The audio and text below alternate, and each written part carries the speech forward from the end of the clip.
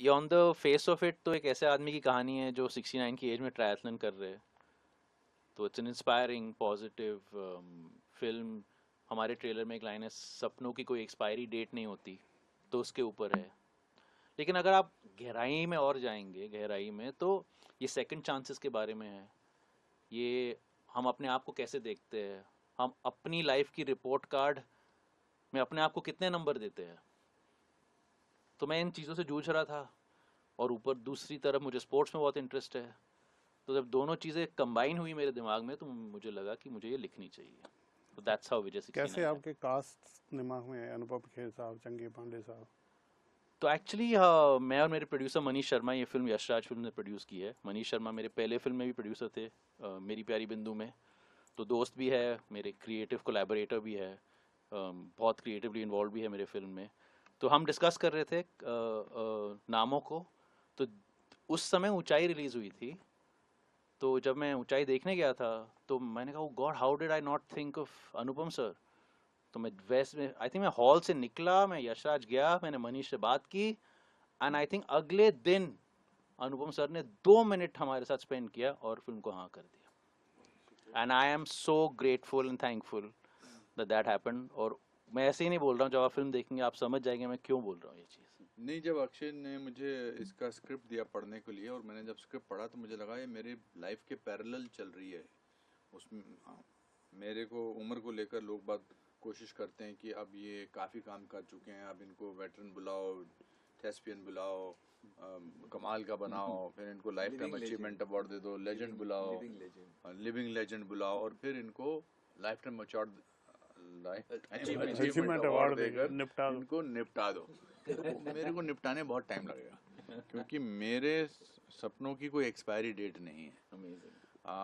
और विजय 69 की कहानी जब मुझे पढ़ने को मिली तो मुझे लगा ये तो फिल्म 100% करनी चाहिए, और इसमें तो मुझे तैरना भी सीखना चाहिए। मुझे तैराकी नहीं आती है, ओके। स्विमिंग नहीं आती है।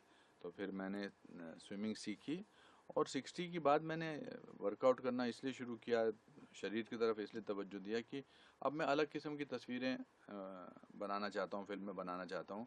तो उसके लिए क्या मेरी बॉडी लोगों को प्रेरित करती है कि हाँ, अगर मैं नहीं वैसा दिखता तो शायद इनके जहन में वो बात नहीं आती। तो इसका फ़ायदा हुआ, और ये one of my best 5 films को मैं आज ऐलान कर रहा हूँ आपके शो पर, कि ये अगर मेरे 542 फिल्मों में से मुझे कहा जाए कि आप 5 टॉप की फिल्में चुनें, और मैंने बहुत अच्छी फिल्में की हैं, तो ये उनमें से एक फिल्म होगी। आपने कहीं रोक लिया, आप अनन्या पांडे के फादर नहीं है, आप उसके ब्रदर बन के घूम रहे यंगर हैं। ब्रदर हूँ, हाँ, ये यंगर नहीं, यंगर ब्रदर। चलिए। अच्छा, यंगर फादर हूँ, यंगर नहीं, फादर हूँ। सौतेले फादर। सोतेले फादर हूँ।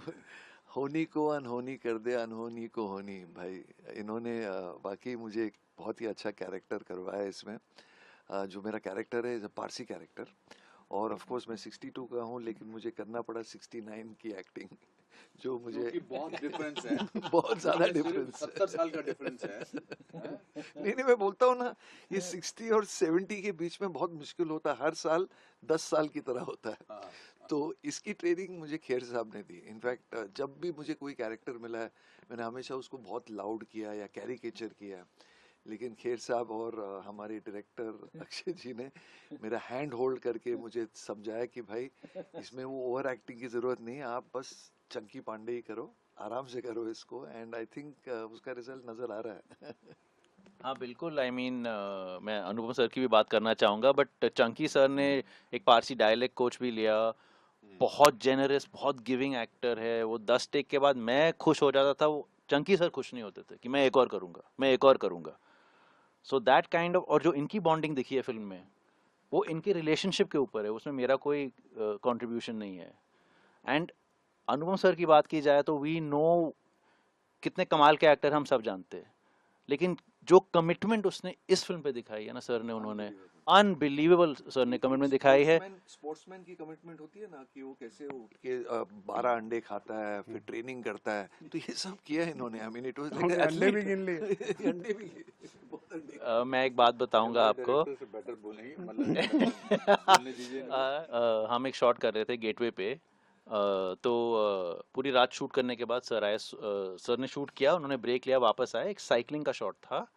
तो मैं मॉनिटर पे देख रहा था, वो साइकिल करते करते फिर वो दिखे ही नहीं मॉनिटर पे, तो उन्होंने ब्रेक लगाया था बिकॉज वो बहुत उबड़ खाबड़ था, तो वो गिर गए थे, सर के बल गिरने वाले थे, लेकिन उन्होंने अपना हाथ आगे कर लिया, उनका शोल्डर डिसलोकेट हो गया, तो पूरा डिसलोकेट हो गया। तो मैं उनके वैन में गया कि सर अभी हॉस्पिटल ये वो, तो नॉर्मली आदमी क्या पूछेगा, बट सर ने क्या पूछा, इस लोकेशन में और कितने सीन है आपके?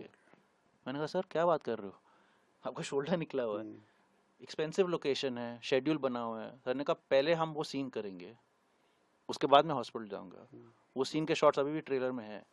उन्होंने वो सीन किया डिसलोकेटेड शोल्डर के साथ, आई कांट इमेजिन कितने पेन में होंगे। उसके बाद सर हॉस्पिटल गए।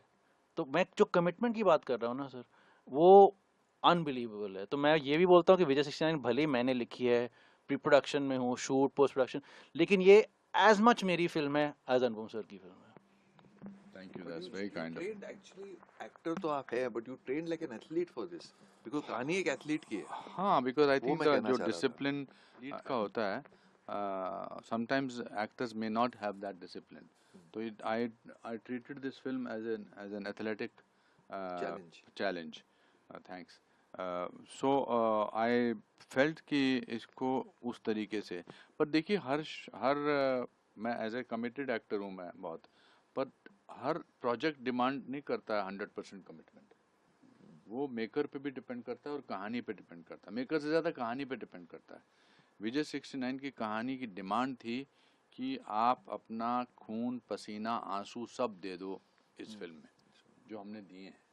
हमने बहुत सारे वक्त ऐसा गुजारा है, मैंने और अक्षय ने, जब हम गाड़ी में बैठते थे और एक दूसरे को देखते थे अच्छा पूरा दिन करने के बाद, और हम खुद अपने आप ही आंसू बहते थे, because it was such A gratifying thing.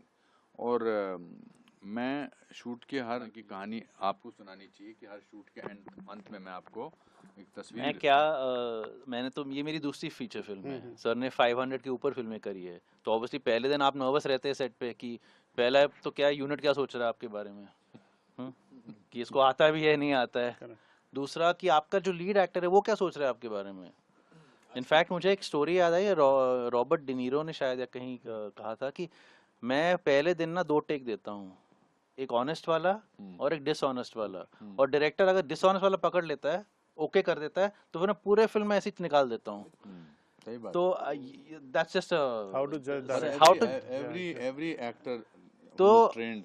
मेरे को लगा कि पहले दिन कि मैंने ठीक किया नहीं। द फर्स्ट डे इटसेल्फ शाम को मेरे फोन पे एक मैसेज आया, उस दिन की फोटो थी सर के परफॉर्मेंस की, good job, you are doing amazing, go for it, I am with you.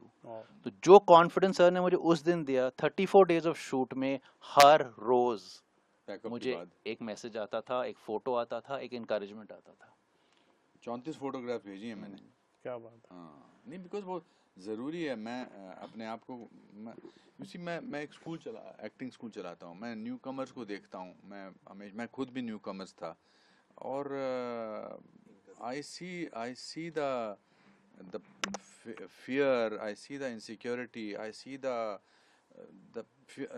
anxiousness of a person, and I think much more important than a role or film is making relationships. आज मेरा और चंकी का जो relationship है वो कोई, हमने कुछ ऐसा तो नहीं, बैकेट फिल्म तो कभी नहीं की, नमक हराम नमक लाल वगैरह नहीं की है हमने। एक फिल्म में मैं बुरा बाप बना हूँ, ये बुरा कोई अच्छा हीरो टाइप बना हुआ है, मगर हमने जो वक्त गुजारा है वो वक्त हमारे काम आता है। तो आई थिंक अक्षय को उसके मेन एक्टर की न केवल एक्टिंग की ज़रूरत थी, अच्छी एक्टिंग की ज़रूरत थी, मगर उसके साथ की ज़रूरत थी।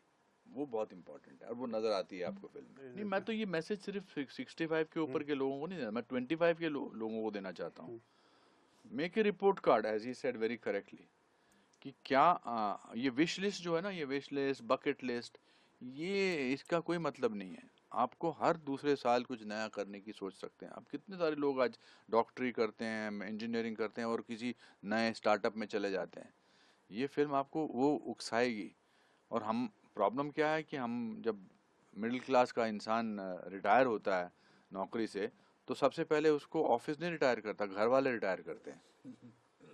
माँ, बेटा, बेटी, वाइफ, अरे यार अब ये घर पे बैठा रहेगा सुबह से लेकर रात तक, तो कैसे मुश्किल है। और 55 और 58 की उम्र में तो आपको एहसास होता है कि आप किस किस्म के इंसान हो। अब तो जिंदगी की शुरुआत करनी है और शुरुआत करते वक्त आप रिटायर आपको कर देते हैं। वो मेरा एक बड़ा अच्छा डायलॉग था किसी फिल्म में, वो अपना कौन सी फिल्म थी, शिव शिव शास्त्री बैलबोआ में, कि नौकरी से रिटायर हुआ हूँ, जिंदगी से रिटायर नहीं हुआ हूँ। और जैसा कि इसकी कैच लाइन है, सपनों की कोई एक्सपायरी डेट नहीं होती है। तो आपको जो जो भी हम आपके दर्शक हैं ये फिल्म देखेंगे, और जब जल्दी ट्रेलर रिलीज होगा आपको मजबूर करेंगे देखने के लिए, बिकॉज इसमें कन्विक्शन के अलावा जो भी बात कही गई है वो बहुत एंटरटेनिंग तरीके से कही गई है। इसका जो मेन कैरेक्टर है वो बूढ़ा लाचार इंसान नहीं है, वो खतरनाक खूंसट आदमी है, गाली देता है।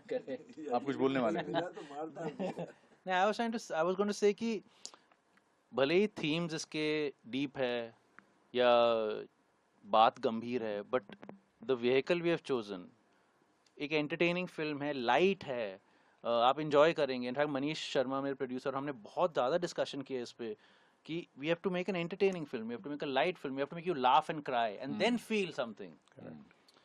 तो I am hoping that that also comes across, it's not a lesson, hmm there is no message. Film के मुझे सेट पे जो खाना मिलता था बहुत कमाल का खाना मिलता था। लेकिन हाँ, जब ये बताता हूँ कि जब अक्षय आया था मुझे मिलने के लिए, कहानी उन्होंने पूरी कहानी भी नहीं सुनाई, खाली मेरा कैरेक्टर मुझे सुनाया।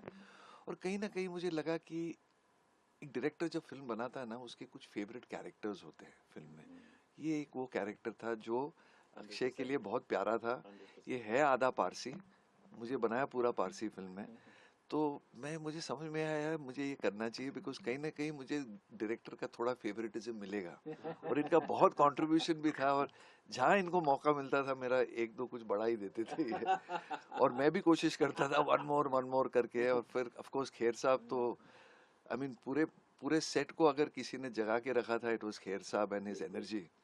तो आई थिंक या that was the most beautiful experience. और हाँ, इनके बारे में एक चीज़ कहना चाहता हूँ, ये वर्ल्ड के यूनिवर्स के सबसे कामेस्ट डायरेक्टर है। बहुत ही शांतिपूर्वक आराम से करते सब कुछ। कभी उन्होंने किसी पर चिल्लाया नहीं, कभी उन्होंने अपना टेम्पर नहीं लूज किया। ये पहली बार मैं देख रहा हूँ कोई फिल्म में, लेकिन हाँ सबसे काम निकाल के रहते थे। बिकॉज इनका नाम हमने रखा था वन मोर।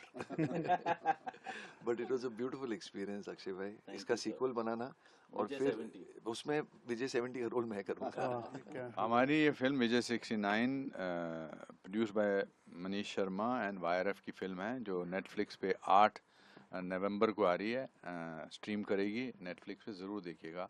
और ये फिल्म है आप परिवार के साथ देख सकते हैं, सब लोगों के साथ देख सकते हैं, grandfather, grandmother, grandson, granddaughter, बीच में जितने भी लोग हैं सबके साथ देख सकते हैं, आपको अच्छी लगेगी।